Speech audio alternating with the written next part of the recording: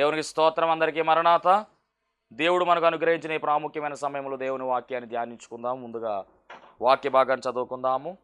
లూకాసు వార్త 24వ అధ్యాయము 31వ వచనం చదువుదాం. లూకాసు వార్త 24వ అధ్యాయము 31వ వచనం. వారి కన్నులు తెరవబడి ఆయనను గుర్తుపట్టిరి. అంతటా ఆయన వారికి అదృశ్యుడాయెను.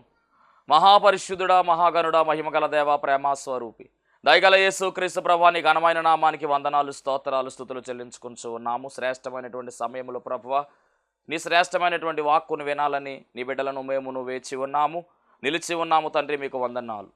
నీ వాక్కుతో ప్రభువా, నీ బిడ్డలతో నాతో మీరే మాట్లాడి మహిమ పొందుకోమని త్వరగా పెండ్లి కుమారుడుగా రానయ్యున్న యేసు క్రీస్తు వారి శ్రేష్టమైన నామములు అడిగి వేడుకొనుచున్నాము పరమ తండ్రి, ఆమెన్. దేవనామమున మీ ఎల్లరికూ శుభములు కలుగును గాక, ఆమెన్. అమ్మా, అందరూ బాగున్నారా? దేవుడు మనకు అనుగ్రహించినటువంటి ఈ సమయానికి మరి వాక్యం వినడానికి సిద్ధమవుతున్నటువంటి ప్రియ దేవుని జనాంగమా, ఈరోజు దేవుడు మన కొరకు ఏర్పాటు చేసినటువంటి ప్రాముఖ్యమైనటువంటి లేఖన భాగము, అద్భుతమైనటువంటి అంశాన్ని ఈరోజు దేవుడు మనతో మాట్లాడడానికి ఆయన సిద్ధముగా ఉన్నాడు గనుక మరి మనము కూడా సిద్ధపాటు కలిగి వాక్యాన్ని వినడానికి ప్రయత్నం చేద్దాం. దేవుని యొక్క పరిశుద్ధ గ్రంథములో లూకా సువార్త అతి శ్రేష్టమైనటువంటి సువార్తగా మనము గమనించాలి. పరిశుద్ధ గ్రంథములో ఉన్నటువంటి 66 పుస్తకాలు ప్రాముఖ్యమైనటువంటి పుస్తకములే. గమనించండి, సువార్తలు 4 సువార్తలు. లూకా సువార్త, మరి లూకా అనేటటువంటి దైవజనుడు, ఈ లూకా అనేటటువంటి దైవజనుడు మాత్రమే కాదు కానీ ఈ లూకా డాక్టర్ గారుగా కూడా, అనగా వైద్యుడు అని కూడా ఈయన పిలువబడ్డాడు. ఎందుకు అంటే మరి వైద్యము చేసేటటువంటి వాడుగా ఈయన ఆ కాలములో ఉన్నారు. ఎన్నో పరిశీలనలు, ఎన్నో పరిశోధనలు చేసి ఆయన తన యొక్క అనుభవాన్ని మరి పరిశుద్ధాత్మదేవుని సహాయముతో ఈ గ్రంథాన్ని లిఖించడం జరిగింది. భక్తుడైనటువంటి లూకా లేదా వైద్యుడైనటువంటి లూకా రాసినటువంటి ఈ సువార్తలో లూకా సువార్త 24వ అధ్యాయము చిట్ట చివరి అధ్యాయముగా ఈ సువార్తకు మనకు కనబడుతూ ఉంది. దీనిలో ప్రత్యేకించి ఈయన రాసినటువంటి ఈ పోర్షన్ ఏదైతే ఉందో అద్భుతమైనటువంటి మాటలు, అద్భుతమైనటువంటి సంభాషణ ఇక్కడ మనం చూస్తూ ఉన్నాం. యేసుక్రీస్తు ప్రభువారు నరవతారిగా ఈ లోకానికి వచ్చి మనందరి నిమిత్తము, ఆయన మన పాపముల నిమిత్తము, సర్వమానవాళి నిమిత్తము తన ప్రాణమును పెట్టి సర్వమానవాళి నిమిత్తము పాపమునకు పరిహారము చేయడానికి తన రక్తాన్ని చిందించి చివరకు ఆయన మరణించారు. అంత మాత్రమే కాదు, మరణపు ముళ్ళను విరిచి మరణాన్ని జయించి సమాధి చేసి పునరుద్ధానుడై తిరిగి లేచి మృత్యుంజయుడుగా ఆయన మనకు కనబడుతూ ఉన్నాడు. తిరిగి లేచిన వాడుగా కనబడుతూ ఉన్నాడు. పునరుద్ధానము కలిగిన వాడుగా కనబడుతూ ఉన్నాడు. ఎంత గొప్ప ధన్యత! మరి ఆ పునరుద్ధానముకు సంబంధించినటువంటి మాటలను ఈ 24వ అధ్యాయములో లూకా ద్వారా పరిశుద్ధాత్మ తండ్రి చాలా చక్కగా రాయించారు. 4 సువార్తల్లో కూడా ఈ మాటలు మనము చూస్తూ ఉన్నాము. కానీ గమనించాలి దేవుని జనాంగమా, ఇక్కడ లూకా గారి యొక్క విధానమును మనం పరిశీలన చేస్తే ఆయన మరి ఒక సందర్భాన్ని జ్ఞాపకం చేస్తూ ఉన్నాడు. యేసుక్రీస్తు ప్రభువారు తిరిగి లేచిన తరువాత జరిగినటువంటి ఒక సంఘటనను ఆయన జ్ఞాపకం చేస్తూ చాలా విఫలముగా రాశారు. ఈ సందర్భము మార్కు సువార్తలో మనం చూస్తాం, కానీ మార్కు సువార్తలో దీని గురించి పూర్తి సమాచారం లేదు. లూకా సువార్తలో అయితే మటుకి ఇక్కడ జరుగుతున్నటువంటి ఈ సంఘటనలో పూర్తి సమాచారం ఉంది. ఇది యేసుక్రీస్తు ప్రభువారు తిరిగి లేచిన తర్వాత జరిగినటువంటి సంఘటన, గమనించాలి.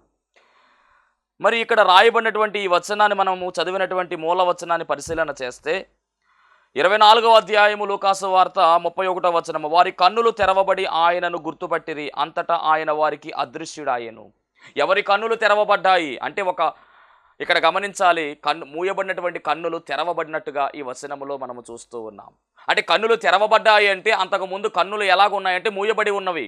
అంటే మూయబడి ఉన్నటువంటి ఈ కన్నులు తెరవబడినటువంటి సందర్భాన్ని మనము పరిశీలన చేస్తూ ఉన్నాము. ఏంటి ఈ సంఘటన, ఏంటి ఈ సందర్భము అని మనం పరిశీలన చేస్తే, యేసుక్రీస్తు ప్రభువారు తిరిగి లేచిన తరువాత ఆయన మొట్టమొదటిగా మగ్దలేని మరియకు ఆయన కనబడినట్టుగా పరిశుద్ధ గ్రంథములో మనము చాలా స్పష్టముగా చూస్తూ ఉన్నాం. మగ్దలేని మరియ యేసుక్రీస్తు ప్రభువారిని దర్శించినటువంటి రీతి, యేసుక్రీస్తు ప్రభువారు మగ్దలేని మరియను దర్శించినటువంటి రీతి యోహాను సువార్తలో చాలా స్పష్టముగా మనకు కనబడుతూ ఉంది.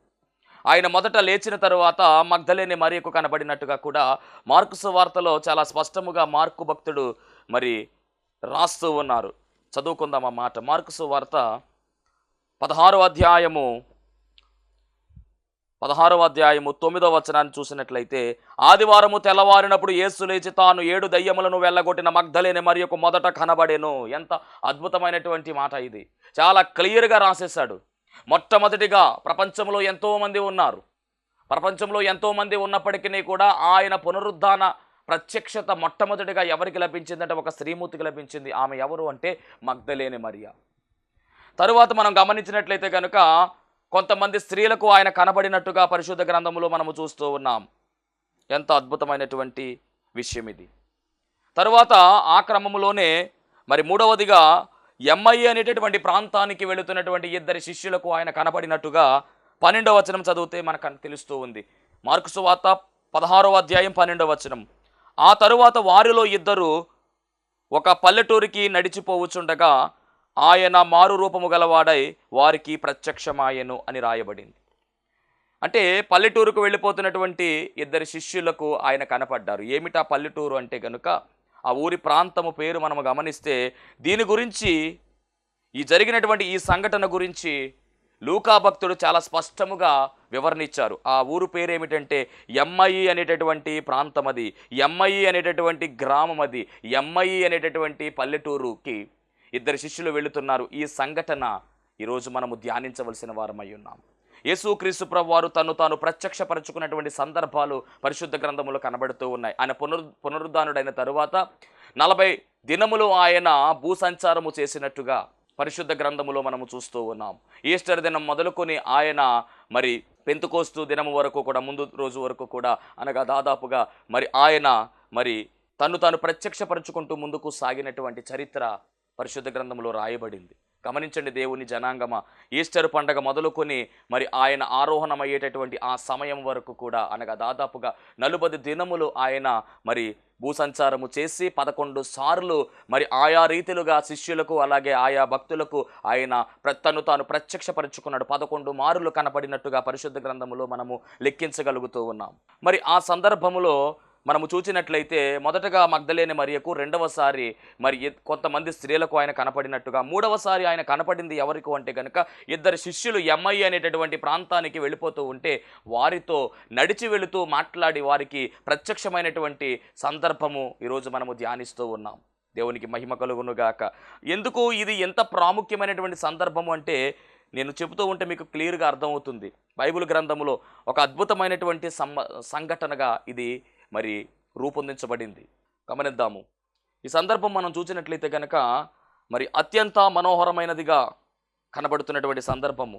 ఎమ్మయి గ్రామములో యేసు 2 శిష్యులకు మరి ఇచ్చినటువంటి ఒక గొప్ప ప్రత్యక్షత, ఒక గొప్ప దర్శనమని మనము గమనించాలి. ప్రయాణంలో నడుస్తున్నటువంటి వారితో ఆయన సంభాషిస్తూ, అంటే యేసుక్రీస్తు ప్రభువారు వారితో నడుస్తూ వారికి బోధించినట్టుగా ఈ సందర్భంలో మనం చూస్తూ ఉన్నాం. ఎందుకంటే ఈ సందర్భం మనందరికీ కూడా బాగుగా ఎరిగిన సందర్భమే, మనందరికీ పరిచయం ఉన్నటువంటి సందర్భమే. కాబట్టి దీని గురించి నేను మరి క్లుప్త వివరణ ఇవ్వాలని ఆశపడుచూ ఉన్నాను. దేవునికి మహిమ కలుగునుగాక. మరి గమనించవలసినటువంటి మాట ఏమిటి అంటే ఇది 13వ వచనం నుంచి, అనగా లూకాసు వార్త 24వ అధ్యాయం 13వ వచనం నుంచి మొదలవుతుంది. పరిశుద్ధ గ్రంథాలు అందుబాటులో ఉన్నట్లయితే కనుక తెరచి చూసినట్లయితే నేను చెప్పే మాటలన్నీ కూడా ఈ యొక్క అధ్యాయంలో ఉన్నటువంటి మాటలే. 24వ అధ్యాయం 13వ వచనం మనం చదివినట్లయితే, ఇదిగో ఆ దినమందే, ఏ దినము అంటే కనుక యేసుక్రీస్తు ప్రభువారు తిరిగి లేచినటువంటి రోజు, అనగా ఆయన పునరుద్ధానము జరిగినటువంటి రోజు. అది ఏ రోజు అంటే ఈస్టర్ సండే, అనగా ఈస్టర్ పండుగ రోజున ఆదివారమున ఆ దినమందే వారిలో 2 యెరూషలేమునకు ఆమడ దూరమున ఉన్న ఎమ్మయి అను ఒక గ్రామమునకు వెళ్ళొచ్చు. ఇక్కడ 2 వ్యక్తుల గురించి రాస్తూ ఉన్నారు. ఆ 2 ఎవరు అంటే గనక ఒక ఆయన క్లోయపో, రెండో ఆయన ఎవరు అంటే గనక ఈ గ్రంథకర్తగా ఉన్నటువంటి లూకా అయి ఉండవచ్చని మరి పెద్దలు చెబుతూ ఉన్నారు. ఎవరైనప్పటికీ గమనించండి, ఇద్దరు శిష్యులు వెళుతూ ఉన్నారు. ఎక్కడికి వెళుతూ ఉన్నారంటే యెరూషలేము అనేటువంటి ప్రాంతము నుంచి యెరూషలేమునకు ఆమడ దూరమున ఉన్నటువంటి ప్రాంతానికి వెళుతున్నారు. యెరూషలేమునకు ఆమడ దూరములో ఉన్నటువంటి ప్రాంతము ఏది అంటే గనుక ఎమ్మయి అనేటటువంటి ప్రాంతము. ఎమ్మయి అనేటువంటి గ్రామానికి వెళుతూ ఉన్నారు. ఈ ఎమ్మయి గురించి మనం మాట్లాడుకోగలిగితే గనుక చాలా ప్రాముఖ్యమైనటువంటి ప్రాంతముగా ఇది పిలువబడుతూ ఉంది. పరిశుద్ధ గ్రంథములో చివరి ప్రకటన గ్రంథం తర్వాత మరి 3వ మ్యాప్ను మనం పరిశీలన చేస్తే అక్కడ ఎమ్మయి అనేటటువంటి ఊరు పేరు కనబడుతూ ఉంది. యెరూషలేములో ఉన్నటువంటి ప్రాంతం ఇది. యెరూషలేమునకు ఆమడ దూరము అంటే ఎంత దూరము అని మనము గమనిస్తే గనక దాదాపుగా 11 కిలోమీటర్లని, మరి ఆమడ దూరము అంటే 11 కిలోమీటర్లని మరి మనం గుర్తించవలసిన వారమై ఉన్నాము. అంటే యెరూషలేమునకు ఎమ్మయి అనేటువంటి ప్రాంతము ఎంత దూరము అంటే 11 కిలోమీటర్లు. అంటే ఈ ఇద్దరు శిష్యులు కూడా 11 కిలోమీటర్లు ప్రయాణం చేస్తూ ఉన్నారు. ఇలా ప్రయాణం చేస్తూ వారు నడుస్తూ మరి ఈ 11 కిలోమీటర్ల వారి ప్రయాణం మనం గమనించినట్లయితే వారు ఒకే ఒక ఆలోచన కలిగి ఉన్నారు. వాళ్ళ సంభాషణ, మనం రోడ్డు మీద వెళుతూ ఉంటే, ఇద్దరు వ్యక్తులు రోడ్డు మీద వెళుతూ ఉంటే వాళ్ళు నడుచుకుంటూ ఆయా రకమైనటువంటి మాటలు మాట్లాడుకుంటూ ఉంటారు. వారి కుటుంబంలో సంబంధించిన విషయాలు కావచ్చు, లేకపోతే మరి వారి యొక్క పని దగ్గర ఉన్నటువంటి విషయాలు కావచ్చు, మొత్తం మీద వారి బాధల గురించి మాట్లాడుకుంటూ ఇద్దరు వ్యక్తులు ప్రయాణం చేస్తూ ఉంటారు. గమనించండి, ఎవరైనా ఇద్దరు వ్యక్తులు కనుక రోడ్డు మీద వెళుతూ ఉంటే కనుక వారు ఏం మాట్లాడుకుంటారంటే వారి కుటుంబ సమస్యల గురించి మాట్లాడుకుంటారు, లేకపోతే వారి యొక్క పనుల గురించి మాట్లాడుకుంటారు, అంతే కదా. అలాగే ఈ ఇద్దరు కూడా, అనగా క్లోయోప అనేటటువంటి వ్యక్తి, అలాగే లోకా అనేటటువంటి ఈ వ్యక్తి, ఇద్దరు కూడా మరి మాట్లాడుకుంటూ ఉన్నారు కొన్ని విషయాలు. ఆ మాట్లాడుకున్నటువంటి ఆ విషయం ఏమిటంటే యేసుక్రీస్తు ప్రభువారి గురించి వారు మాట్లాడుకుంటూ ఉన్నారు. ఎంత గొప్ప ధన్యతో గమనించండి. ఎక్కడ ఇద్దరు ముగ్గురు నా నామమును కూడా ఉంటారో వారి మధ్యలో నేను ఉంటానని వాగ్దానం చేశాడు మన తండ్రి. గమనించండి, ఎక్కడ ఇద్దరు ముగ్గురు నా నామమును కూడి ఉంటారో వారి మధ్యలో ఉంటానన్నారు. ఇక్కడ ఇద్దరు ఉన్నారు. వారిద్దరూ కూడా ఎవరి గురించి మాట్లాడుకుంటున్నారంటే యేసుక్రీస్తు ప్రభువారి గురించే మాట్లాడుకుంటూ ఉన్నారు. ఒక రకంగా చెప్పాలంటే వారు ఎలాగున్నారంటే కనుక మరి చాలా బాధలో ఉన్నారు, చాలా బలహీనతలో ఉన్నారు, చాలా దిగులుగా ఉన్నారు, కలవరపాటుతో ఉన్నారు. ఆ కలవరపాటుతోనే వారు ప్రయాణం చేస్తూ ఉన్నారు. యెరూషలేములో నుంచి 11 కిలోమీటర్లు దాటి వెళుతూ ఉన్నారు. 11 కిలోమీటర్ల దూరం ఉన్నటువంటి ఎమ్మయి అనేటటువంటి ప్రాంతానికి వెళుతూ వారు కలవరంతోనే మరి యేసుక్రీస్తు ప్రభువారి గురించి మరి మాట్లాడుకుంటూ వెళుతూ ఉన్నారు. ఈ వచనం మనకు కావాలి అంటే కనుక మరి 14వ వచనం చదువుకుందాము. లూకా సువార్త 24వ అధ్యాయం 14వ వచనము. జరిగిన ఈ సంగతులన్నిటిని గూర్చి ఒకరితోనొకరు సంభాషించుచుండిరి. వారు సంభాషించుచు ఆలోచించుకొనుచుండగా యేసు తానే దగ్గరకు వచ్చి వారితో కూడా నడిచాను. ఎంత గొప్ప ధన్యతో గమనించండి. ఎందుకు ఈ అధ్యాయములో ఈ యొక్క వచనాలకి ఇంత ప్రాధాన్యత వచ్చిందంటే వీళ్ళు యేసుక్రీస్తు ప్రభువారి గురించి ఆలోచన చేస్తూ ఉన్నారు, యేసుక్రీస్తు ప్రభువారి గురించి సంభాషణ చేస్తూ ఉన్నారు. ఎందుకంటే సిలువ వేయబడ్డారు, ఆయన మూడవ రోజు అయిపోయింది. స్త్రీలు చెప్పారు ఏమని అంటే కనుక ఆయన తిరిగి లేచాడు అనేటువంటి వార్త స్త్రీలు చెప్పారు. కానీ మరి ఆ వార్త వీళ్ళు నమ్మలేదండి. ఆ వార్త వీరు నమ్మలేనట్టుగా పరిశుద్ధ గ్రంథంలో మనము చూస్తూ ఉన్నాము. చాలా అద్భుతమైనటువంటి విషయం ఇదంతా కూడా గమనించాలి. లూకా సువార్త 24వ అధ్యాయము 9వ వచనము. అప్పుడు వారు ఆయన మాటలు జ్ఞాపకము చేసుకుని సమాధి యొద్ద నుండి తిరిగి వెళ్ళి ఈ సంగతులన్నీ 11 శిష్యులకును తక్కిన వారందరికీ తెలియజేసిరి. యేసుక్రీస్తు ప్రభువారు తిరిగి లేచినటువంటి వార్త మరి ఆ స్త్రీలు అలాగే మగ్దలేని మరియ తెలియజేసినప్పుడు వారు ఏం చేస్తూ ఉన్నారంటే ఈ సంగతులు అపోస్తలులతో చెప్పిన వారెవరనగా మగ్దలేని మరియయు, యోహన్నాయు, యాకోబు తల్లి అయిన మరియయు, వారితో కూడా ఉన్న ఇతరు స్త్రీలను. అయితే వారి మాటలు వీరి దృష్టికి వెర్రి మాటలుగా కనబడిను. ఎంత ఘోరమైనటువంటి ఆలోచన గమనించండి. యేసుక్రీస్తు ప్రభువారు తిరిగి లేస్తానని చెప్పినటువంటి ఆ మాటలు మరి వారు మర్చిపోయారు. యేసుక్రీస్తు ప్రభువారు ముందుగానే చెప్పారు.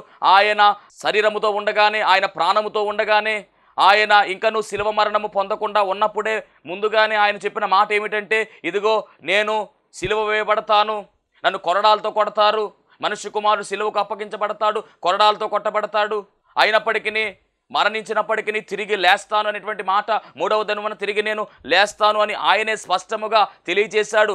ఇవన్నీ కూడా మరి వీరు మర్చిపోయారు. ఇప్పుడు తిరిగి లేచినటువంటి వార్త ఈ ఆడవారు తీసుకొచ్చారు. మగ్దలేని మరియయు అలాగే మిగిలినటువంటి వారు తీసుకుని వస్తే వారి మాటలంట వీరికి ఎలాగున్నాయంటే వెర్రి మాటలుగా ఉన్నాయి. అంటే నమ్మలేదు.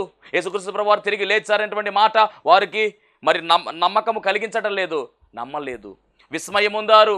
ఏమిటిదని చెప్పేసి వారు ఆలోచన చేసుకుంటూ ఉన్నారు. మొత్తానికి ఏదేమైనప్పటికీ గమనించాలి. అయితే పేతురు లేచి సమాధి యొద్దకు పరిగెత్తుకుని పోయి వంగి చూడగా నారబట్టలు మాత్రమే విడిగా కనబడెను. అతడు జరిగిన దానిని గూర్చి ఆశ్చర్యపడుచు ఇంటికి వెళ్ళాను. పేతురు కూడా అక్కడికి వెళ్ళి చూచాడు. గమనించండి, ప్రత్యక్షత ఎవరికి లభించింది అంటే మగ్దలేని మరియకు, ఇతరుల అలాగే కొంతమంది ఇతర స్త్రీలకు కూడా ఈ ప్రత్యక్షత లభించింది. వారు వార్తను మోసుకుని వస్తే వీరెవరూ కూడా శిష్యులు కావచ్చు, లేకపోతే ఇక్కడ ఉన్నటువంటి వారు కావచ్చు, ఎవరు కూడా నమ్మలేదండి. ఇప్పుడు నమ్మకుండా ఉన్నటువంటి వారిలో ఈ ఎంఐ అనేటువంటి ప్రాంతానికి వెళుతున్నటువంటి శిష్యులు కూడా ఉన్నారు. వారి యొక్క ఆలోచన ఏమిటంటే ప్రభు లేచారు అని చెబుతూ ఉన్నారు. ఇది నిజమేనా? ఎంతవరకు నిజము? అసలు ఏం జరుగుతూ ఉంది అనేటువంటి ఒక ఆలోచన. ఎందుకంటే ప్రభు వీరికి కనపడలేదు కదా. కాబట్టి వారి ఆలోచన, వారి కలవరం ఎక్కువైపోయింది, కలత ఎక్కువైపోయింది, టెన్షన్ ఎక్కువైపోయింది, ఆందోళన ఎక్కువైపోయింది. వారు ప్రయాణం చేస్తున్నారు కానీ, వారి ప్రయాణం కొనసాగుతుంది కానీ వారి ఆలోచన అంతా కూడా యేసుక్రీస్తు ప్రభు వారి మీదే ఉంది. ఆలోచన అంతా కూడా ఆయన మీద కలిగి ఉన్నారు. మరి గమనించండి, కృంగిపోయినటువంటి వారిగా వారు కనబడుతూ ఉన్నారు. నిరాశతో ఉన్నారు వారు, దుఃఖముతో ఉన్నారు వారు. అలాంటి వారి దగ్గరకు స్వయముగా యేసుక్రీస్తు ప్రభు వారే వస్తూ ఉన్నాడండి. ఆయనే వచ్చాడు. వారితో కలిసి నడిచినట్టుగా పరిశుద్ధ గ్రంథంలో మనం చూస్తూ ఉన్నాము.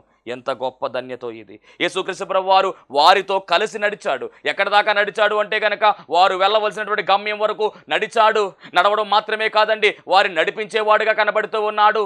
ఈరోజు వాక్యం ఏంటంటే, దైవ జనాంగమా, ఇదిగో నీ జీవితంలో కష్టములు, నీ జీవితంలో బలహీనతలు, బాధలతో, నీవు వేదనలతో శోధించబడుతున్నావేమో, నీ బ్రతుకు బండిని ముందుకు కొనసాగించలేక నడవలేక నడుస్తున్నావేమో గమనించు.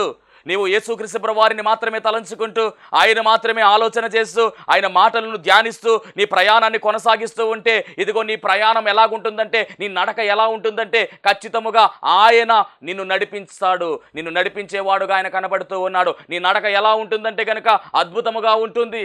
నీవు వెళ్ళేటటువంటి మార్గం ఎలా ఉంటుందంటే సరళమవుతుంది. అడ్డుగా ఉన్నటువంటి ఆటంకములన్నీ కూడా దేవుడు తొలగించి వేస్తాడు. ఎప్పుడయ్యా అంటే కనుక ఆయన నీతో నడిచినప్పుడు మాత్రమే. ఆయన నీతో నడవాలి అంటే కనుక నీవు కష్టకాలంలో ఉన్నప్పటికీ, వ్యాధి బాధల్లో ఉన్నప్పటికీ, ఇబ్బందుల్లో ఉన్నప్పటికీ, ఇరుకుల్లో ఉన్నప్పటికీ, అప్పుల బాధల్లో ఉన్నప్పటికీ యేసుక్రీస్తు ప్రభు వారి యొక్క నామస్మరణను నీవు విడిచిపెట్టకుండా ఆయన నామాన్ని తలంచుకుంటూ నువ్వు ముందుకు సాగినట్లయితే ఖచ్చితముగా దేవుడు నీకు విజయాన్ని అనుగ్రహిస్తాడు. నీ నడకను ఆయన చాలా తేలిక చేస్తాడు, నిన్ను నడిపిస్తాడని ఈ వాక్య భాగం సెలవిస్తూ ఉంది. వాళ్ళు కలవరంతో ఉన్నారండి.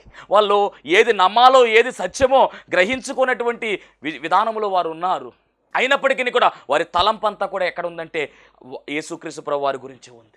ఆయన మాటలే ఆలోచన చేస్తూ ఉన్నారు. వాళ్ళు సంభాషణ చేసుకుంటూ ఉన్నారండి. ఇక ఊరు సమస్య ఏమీ లేదు వారి దగ్గర. లోకపరమైనటువంటి ఆలోచనలు ఏమీ లేవు, వ్యక్తిగతమైనటువంటి ఆలోచనలు ఏమీ లేవు. కేవలము యేసుక్రీస్తు ప్రభు వారి గురించి వారి ఆలోచన చేస్తూ ఉన్నారు కనుక వారి మధ్యలోనికి ఆయన దిగి వచ్చినట్టుగా రాయబడింది బైబిల్ గ్రంథంలో. చదువుకుందాం ఈ మాట. లూకా సువార్త 24వ అధ్యాయము 14వ వచనం మనం చదివినట్లయితే కనుక, జరిగిన ఈ సంగతులన్నిటిని గురించి ఒకరితో ఒకరు సంభాషించుచుండిరి. వారు సంభాషించుచు ఆలోచించుకొనుచుండగా యేసు తానే దగ్గరకు వచ్చి వారితో కూడా నడిచెను. కానీ చిత్రం ఏమిటంటే, అయితే వారు ఆయనను గుర్తుపట్టలేకుండా వారి కన్నులు మూయబడెను. చూసారా, యేసుక్రీస్తు ప్రభు వారిని గుర్తుపట్టలేదు. వారి కన్నులు ఎలాగున్నాయంటే కనుక మూయబడి ఉన్నవి. ఎందుకో యేసుక్రీస్తు ప్రభు వారు నడిచారు అనేటటువంటి మాటలు ఈరోజు మనము ధ్యానించవలసిన వారమై ఉన్నాము. యేసుక్రీస్తు ప్రభు వారు ఎందుకు నడిచారు, వారితో ఎందుకు నడిచారు అనేటటువంటి ఈ మాట మనము చూడాలి. ఆయన నడవడం మాత్రమే కాదండి, వారి సంభాషణ గురించి అడుగుతూ ఉన్నారు. ఏంటి మీరు ఏం మాట్లాడుకుంటూ ఉన్నారని ఆయన అడుగుతూ ఉన్నాడు. 19వ వచనం, 24వ అధ్యాయం 19వ వచనం. ఆయన అవి ఏవని వారిని అడిగినప్పుడు వారు నజరేయుడైన యేసును గూర్చిన సంగతులే, అంటే మీరు ఏం మాట్లాడుకుంటూ ఉన్నారని చెప్పేసి ఆయన అడుగుతూ ఉన్నాడు. చదువుకుందాం 17వ వచనము. ఆయన మీరు నడుచుచు ఒకరితో ఒకరు చెప్పుకొనుచున్న ఈ మాటలు ఏవని అడుగగా వారు దుఃఖముకులై నిలిచిరి. వారిలో కొలయపోనవాడు యెరూషలేములో బస చేయుచుండిన నీకు ఈ సంగతులు ఏమి తెలియవా అని చెప్పేసి అతను అంటూ ఉంటే యేసుక్రీస్తు ప్రభు వారు అంటున్నారు, ఏ సంగతుల గురించి మీరు మాట్లాడుకుంటున్నారు అని అడిగితే అప్పుడు వారు అంటున్నారు కదా, ఆయన అడిగినప్పుడు వారు నజరేయుడని యేసును గూర్చిన సంగతులే. అని చెప్పి వారు ఏమంటున్నారు చూద్దాం. ఆయన దేవుని ఎదుటను ప్రజల ఎదుటను క్రియలలోను వాక్యములను శక్తి గల ప్రవక్త అయ్యుండెను. మొత్తం మీద యేసుక్రీస్తు ప్రభువు వారి గురించి ఒక ఆలోచన వీరికి ఉంది. అదేమిటంటే ఆయన దేవుని ఎదుటను ప్రజలందరి ఎదుటను క్రియలలోను వాక్యములోను శక్తి కలిగిన ప్రవక్త. అంటే యేసుక్రీస్తు ప్రభువు వారిని ఎలా అర్థం చేసుకుంటున్నారంటే ఒక ప్రవక్తగా అర్థం చేసుకుంటూ ఉన్నారు. దేవునికి మహిమ కలుగునుగాక. ఎందుకు ఆయన నడవలసి వచ్చింది వారితో అని మనం పరిశీలన చేస్తే గమనించండి. ఎందుకు నడవలసి వచ్చింది అంటే కనుక వారు కృంగిపోయిన వారిగా ఉన్నారు. కృంగిన వారి బాధను తెలుసుకోవడానికి వారితో ఆయన నడిచినట్టుగా మరి మనం గమనించాలి. ఎందుకు యేసుక్రీస్తు ప్రభువు వారు వారితో నడుస్తూ వారికి సువార్త ఎందుకు ప్రకటించారు? ఈరోజు మన ఆలోచన చేయవలసినటువంటి అంశము ఏమిటంటే యేసుక్రీస్తు ప్రభువు వారు ఎంఐ అనేటువంటి ప్రాంతానికి వెళుతున్నటువంటి వారితో ఎందుకు నడిచారు అంటే కనుక వారు కృంగిపోయి ఉన్నారు. కృంగిన వారి బాధను తెలుసుకోవడానికి వారితో ఆయన నడిచాడు అనే విషయాన్ని మరి మొదటి మాటగా నేను మీకు తెలియచేస్తూ ఉన్నాను.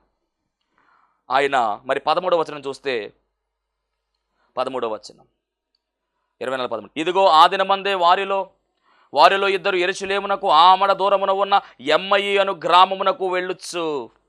అంటే వారు వెళుతూ ఉన్నారు. అలా వెళుతూ ఉన్నటువంటి వారితో యేసు తానే వారిని వెదకి కనుగొని వారి దగ్గరకు వచ్చాడండి. అంటే కృంగుబాటులో ఉన్నటువంటి వారిని ఆయన కనుగొనేటటువంటి వాడుగా ఉన్నాడు. ఎవరైతే కృంగుబాటులో ఉన్నారో, ఎవరైతే మరి బాధలో ఉన్నారో, ఎవరైతే ఇబ్బందులో ఉన్నారో, ఎవరైతే సమస్యలో ఉన్నారో, ఎవరైతే శోధనలో ఉన్నారో, ఇవన్నీ కూడా ఎరిగినవాడు ఆయన. కాబట్టి అలాంటి వారిని వెదకి రక్షించడానికి ఆయన వచ్చాడు. అలాంటి వారిని ఆయన ఆదరించడానికే వచ్చాడు. ఎందుకంటే తల్లైనా మర్చిపోతుందేమో కానీ, తండ్రైనా విడిచిపెడతాడేమో కానీ, నిన్ను నిన్ను ఎడబాయనని వాగ్దానం చేసినటువంటి దేవుడే మనము సేవిస్తున్నటువంటి దేవుడు. దేవుని వాక్యం వింటున్నటువంటి దైవ జనాంగమా గమనించండి. నీ జీవితంలో కూడా కృంగిబాటుతో నువ్వు బాధపడుతున్నావేమో. అయ్యో నా బ్రతుకు ఎలాగైపోయిందేంటి, అయ్యో నా పరిస్థితి ఇలాగైపోయింది, ఈ సమస్యలేంటి ఎలా వచ్చేస్తూ ఉన్నాయి, ఒకదాని తర్వాత ఒకటి శోధనలు ఎన్నో వస్తూ ఉన్నాయి, ఎలాగాని నీవు కృంగిపోతూ ఉంటే ఇదిగో నిన్ను నడిపించడానికే, ఇదిగో ఆయన వారిని ఏ విధంగా నడిపించడానికి వచ్చాడో అలాగే నిన్ను కూడా నడిపించడానికి నీ దగ్గరకు ఆయన రాబోతూ ఉన్నాడు. గమనించు. దేవునికి మహిమ కలుగునుగాక. ఆయన వారిని వెతుక్కుంటూ వచ్చాడు. ఆయన వారిని వెదకి కనుగొని ఆయన దగ్గరకు వచ్చాడు. అలనాడు జక్కయ్య అనేటటువంటి వ్యక్తి మేడి చెట్టు ఎక్కి కూర్చున్నప్పుడు ఆ జక్కయ్య దగ్గరకు స్వయముగా యేసుక్రీస్తు ప్రభువు వారే వచ్చారు.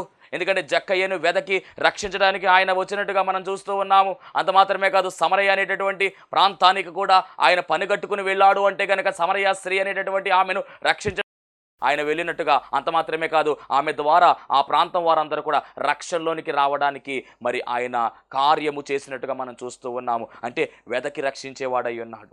గమనించండి. వారి దగ్గరికి వెళ్ళి వారితో మాట్లాడుతూ ఉన్నాడు. ఎందుకు మీరు ఇంత బాధపడుతూ దేని గురించి మాట్లాడుకుంటున్నారు అడుగుతూ ఉన్నాడు. ఏమంటే ఆయనకి తెలియదా? తెలుసు. ఎందుకంటే గమనించండి, గతంలో కూడా మనము పరిశుద్ధ గ్రంథములో మరి పాత నిబంధనలు మనం చూస్తే గనక ఆదాము దగ్గరికి ఆయన వెళ్ళినప్పుడు అప్పటికే తప్పు చేసి ఆదాము దాక్కున్నాడు చెట్టు వెనకాల. ఆదామా ఎక్కడా అని అడుగుతూ ఉన్నాడు. ఆదామా ఎక్కడా అంటే ఆయనకు తెలియదా? ఎక్కడున్నాడో తెలుసు. కానీ మన నుంచి సమాధానం ఆయన రప్పించుకోవడానికి ఆయన ఇష్టపడుతూ ఉన్నాడు. అందుకని కనుక ప్రార్థన చేయమంటాడు ఆయన. అడుగుడు మీకు ఇయ్యబడును అన్నాడు. ఏమంటే అడగకుండానే ఆయనకు అన్నీ తెలుసు, కానీ అడిగడము ఆయనకు ముచ్చటంట. అడిగి మనం పొందుకోవాలి. అందుకని ఇక్కడ అడుగుతున్నాడు, అయ్యా మీరు దేని గురించి మాట్లాడుకుంటున్నారు, మీరు మాట్లాడుతున్న సందర్భం ఏమిటి అని అడుగుతూ ఉన్నాడు. ఆయన అడగడం మాత్రమే కాదండి, చక్కగా వారితో మరి అనేకమైన విషయాలు కూడా ఆయన బోధించినట్టుగా మనం చూస్తూ ఉన్నాం. దేవునికి మహిమ కలుగును గాక. ఆయన ఎందుకు నడిచాడు అంటే గనక కృంగుబాటులో ఉన్నటువంటి వారి బాధను తొలగించడానికి, వారి సమస్యను తెలుసుకోవడానికి వారితో నడిచాడు. రెండవదిగా మనం గమనిస్తే అల్ప విశ్వాసులుగా ఉన్నటువంటి వారి యొక్క అల్ప విశ్వాసాన్ని తొలగించడానికి వారితో నడిచాడు. ఎంత గొప్ప విషయమో. ఈరోజు నీ జీవితంలో కూడా అల్ప విశ్వాసం ఉన్నదేమో. ఇదిగో ఆయన నీతో నడవడానికి సిద్ధముగా ఉన్నాడు. అల్ప విశ్వాసాన్ని తొలగించేటటువంటి ప్రయత్నం ఆయన చేశాడు. అందుకని 25వ వచనము, అందుకు ఆయన అవివేకులారా, ప్రవక్తలు చెప్పిన మాటలన్నిటినీ నమ్మని మందుమతులారా, క్రీస్తు ఈలాగు శ్రమపడి తన మహిమలో ప్రవేశించుట అగత్యము కాదా అని వారితో చెప్పి ప్రవక్తల లేఖనాలను గ్రంథములను ఆ గ్రంథములో రాయబడినటువంటి వచనాలన్నిటినీ కూడా జ్ఞాపకము చేశాడండి. అంటే వారిలో ఉన్న అవిశ్వాసాన్ని తొలగించడానికి ఆయన వారితో నడిచాడు. మొదటిగా మనం గమనిస్తే కనుక కృంగుబాటులో ఉన్నటువంటి వారి యొక్క కృంగుబాటును అలాగే బాధను తొలగించడానికి వారితో నడిచినట్టుగా మనం చూస్తూ ఉన్నాము. అలాగే రెండవదిగా అల్ప విశ్వాసాన్ని తొలగించడానికి, అవిశ్వాసాన్ని తీసివేయడానికి, విశ్వాసములో స్థిరపరచడానికి ఆయన వారితో నడిచాడు. అంత మాత్రమే కాదండి, మూడవదిగా మూయబడినటువంటి వారి కన్నులు తెరవడానికి వారితో నడిచాడు. ఇక నాలుగవదిగా మనం గమనిస్తే కనుక వీరి హృదయము మండించడానికి వారితో నడిచాడు. హృదయాన్ని మండించాడు. లేఖనాలు జ్ఞాపకము చేయగా అనగా మోషే గారు మనం గమనిస్తే కనుక ఆది కాండము, నిర్గమకాండము, అలాగే లేవియాకాండము, సంఖ్యాకాండం, ద్వితీయోపదేశకాండం అంటే తోరాలో రాయబడినటువంటి 5 కాండాలను తోరా అంటారు, ధర్మశాస్త్రం అంటారు. ఈ ధర్మశాస్త్రంలో రాయబడినటువంటి యేసుక్రీస్తు ప్రభువారికి సంబంధించినటువంటి లేఖనాలను జ్ఞాపకం చేశారు. అలాగే ప్రవక్తల గ్రంథాల్లో రాయబడినటువంటి లేఖనాలను జ్ఞాపకం చేశాడు ఆయన. అంత మాత్రమే కాదు, పరిశుద్ధ గ్రంథంలో పాత నిబంధనలో ఉన్నటువంటి అనేకమైనటువంటి ప్రవచనాలు, యేసుక్రీస్తు ప్రభువారికి సంబంధించిన ప్రవచనాలన్నీ కూడా జ్ఞాపకం చేసి వారి హృదయాలను మండించినట్టుగా మనము చూస్తూ ఉన్నాము. అంటే ఎందుకు యేసుక్రీస్తు ప్రభువారు వారితో నడిచాడు? ఈ ప్రాంతము గుండా వెళుతున్నటువంటి వారితో ఎందుకు నడిచాడు అంటే గనక వాళ్ళ హృదయాలను మండించడానికి నడిచాడు.